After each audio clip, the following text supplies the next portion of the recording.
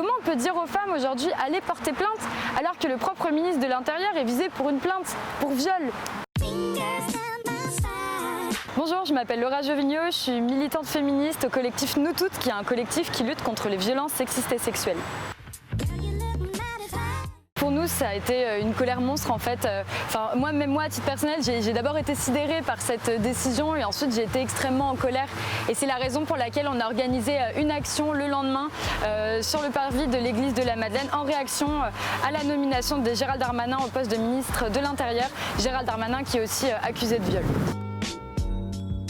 En fait, la présomption d'innocence, c'est une donnée juridique et c'est un élément juridique très important. La différence, c'est que là, on parle de nommer quelqu'un ministre. Donc en fait, à partir du moment où il y a des soupçons, c'est problématique parce que cette personne-là, c'est censé être un citoyen modèle en fait. Et d'ailleurs, pour François Bayrou ou pour Jérôme Cahuzac, quand il y a eu des soupçons, finalement, ils ont quitté leur poste. En fait, c'est normal parce que ces personnes-là, ça devrait être des citoyens et des citoyennes modèles, des personnes qui sont censées nous représenter. Et comment une personne accusée de viol peut représenter et dire qu'elle va défendre les intérêts des citoyennes de ce pays? Je rappelle qu'il y a 94 000 femmes victimes de viol ou de tentatives de viol chaque année, ça fait 250 par jour. Comment on peut dire aux femmes aujourd'hui allez porter plainte alors que le propre ministre de l'Intérieur est visé pour une plainte, pour viol? C'est pas possible, ça enferme les victimes en fait. Les femmes victimes de violences, ça les enferme dans leur silence.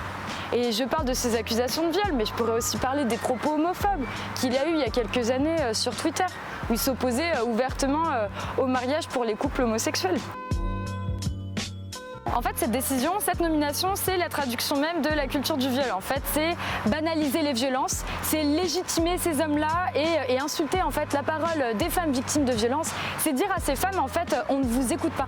Votre parole, elle ne vaut rien, vous ne parlez pas, on ne vous écoute pas tout simplement. Et donc, pour nous, c'est cette nomination, voilà, comme je disais, c'est une façon de légitimer ces violences, de les banaliser, de dire que finalement, on peut être accusé de viol et c'est pas grave, on peut être ministre, on peut accéder au plus haut grade de l'État malgré ces accusations-là. Et c'est très grave. Et nous, on fait aussi référence à la nomination d'Éric Dupond-Moretti au poste de ministre de la Justice. Éric Dupond-Moretti, pour lui, l'outrage sexiste, la qualification juridique de l'outrage sexiste, qui vient en fait qualifier juridiquement le harcèlement de rue, pour lui c'est un non-sens et il a même estimé qu'il y avait des femmes qui regrettaient de se faire siffler dans la rue. Mais on va où là en fait? Est-ce que Éric Dupond-Moretti, il a une idée de ce que les femmes vivent aujourd'hui dans la rue? Il y a une femme sur deux qui est témoin ou victime de violences sexistes et sexuelle.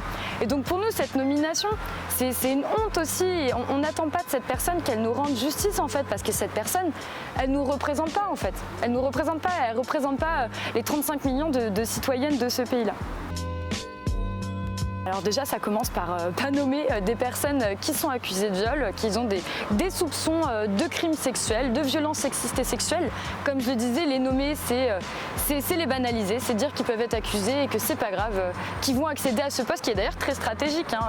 On parle du ministère de l'Intérieur qui est censé garantir la protection et la sécurité des citoyens et citoyennes de ce pays. Et ensuite, moi par exemple, je travaille beaucoup avec les lycées. Pendant le confinement, on a fait une formation aux lycéennes et lycéens sur les questions des violences sexistes et sexuelles et sur les questions notamment de consentement. On a aussi parlé cyberharcèlement et c'est important d'agir dès le plus jeune âge, dès le collège, dès le lycée, parce que c'est là où les jeunes se construisent, mais où aussi les préjugés sexistes peuvent se déconstruire. Il faut savoir que d'ailleurs les préjugés sexistes, on commence à en développer dès l'âge de 3 ans. C'est d'entendre la voix des femmes en fait. Aujourd'hui, on est des centaines, des milliers, des millions de femmes indignées par ce qui se passe. Moi, ce qu'on dit aussi, c'est que là, la France, avec MeToo, elle a déjà eu un wagon de retard. Un wagon de retard dans la lutte contre les violences sexistes et sexuelles. Elle peut pas avoir tout un train de retard, en fait, c'est pas possible. Hier, on le criait pendant la manifestation, on disait la honte. C'est la honte.